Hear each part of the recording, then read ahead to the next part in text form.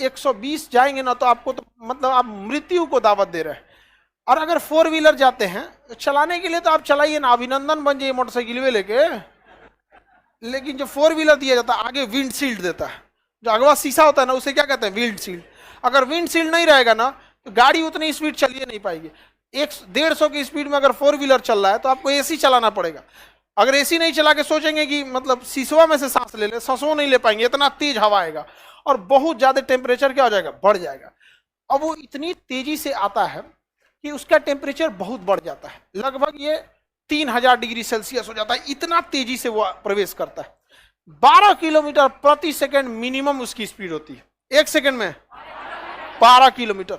इतना तेज गति से होने की वजह से उसका टेम्परेचर बहुत ज्यादा हो जाता है और वो जल जाता है।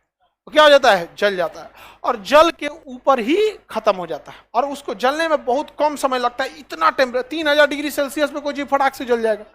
तो आप रात में कभी देखे होंगे ना, कोई तारा ऐसे टूट गया, कोई तारा नहीं टूटता, उसे पूरा उल्का पिंड गिर रहा था, ठीक हुआ कि ऊपर जल के खत्म हो गया, खोपड़िया फोड़ देता है किसी का यहाँ पर। अगर वायुमंडल नहीं रहता तो ये उल्का पिंड तो भड़ाम भड़ाम गिरता हमारे ऊपर और हमारा पृथ्वी पचक जाता। पुरान लोटा जैसे पचकल रहता है ना, देखिए गांव में एगो पुराठ लोटा होता है, खानदानी लोटा, पचकल ढचकल रहता है, कई कोना से पचका रहता है। तो पृथ्वी भी वैसे ही क्या हो जाता है, पचक ढचक जाता है। तो ये बचा के रखता है हमारा वायुमंडल। तो पृथ्वी का सुरक्षा कवच वायुमंडल बहुत ज्यादा जरूरी है।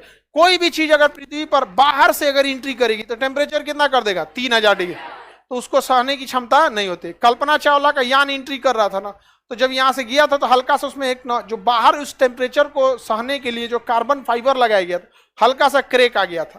तो जैसे एंट्री की थी तो टेम्परेचर कितना हो गया, 3000 डिग्री से हर जगह बच गया। और जो जहां थोड़ा सा क्रैक था ना वहीं का गल गया, अब वहां का गला हुआ धीरे धीरे करके सब क्या हो गया, ब्लास्ट कर गया। तो उल्का पिंड समझ में आ गया कि नहीं, उसी को क्या कहेंगे, टूटता हुआ तारा। कोई भी चीज जो है अगर बहुत बड़ी साइज की है तो कंप्लीट जलने के पहले ही, मान के चलिए कोई चीज यहाँ गिर रहा है, बड़ा सा है, तो बाहरी भाग जल्दी जलेगा, जलते जलते अंदर का भाग थोड़ा सा बच जाएगा। अब बहुत स्पीड होने की वजह से उसका 99% हिस्सा जल जाता है, कभी कभी 1-8% टुकड़ा टुकड़ी गिर जाता है। बिहार का सुपौल जिला, वहां एक छोटा छोटा टुकड़ा गिरा था, तो बहुत खुश होकर लोग दिखा रहे थे उल्का पिंड गिरा। वो एकदम टुकड़ा था, समझिए उसका 99% हिस्सा जल चुका था। अगर नहीं जला रहता ना तो पता चलता जिनके घर पे गिरल था ना, अगले दिन उनको जलाने की नौबतें नहीं आती। ज्यूरेसिक काल में डायनासोर बहुत ज्यादा थे, डायनासोर बहुत आकार में बड़े थे। तो बहुत बड़ा आकार का इजिप्टा नामक उल्का पिंड गिरा, भड़ाम से गिरा, एकदम इतना बड़ा उल्का पिंड गिरा कि पूरे पृथ्वी पर भूकंप ला दिया था। तो जिस एरिया में गिरा ना वहां तो धंसा दिया, प्रशांत महासागर बना दिया, एकदम बड़का गढ़ा बना दिया। उस एरिया का सारा डायनासोर मर गया।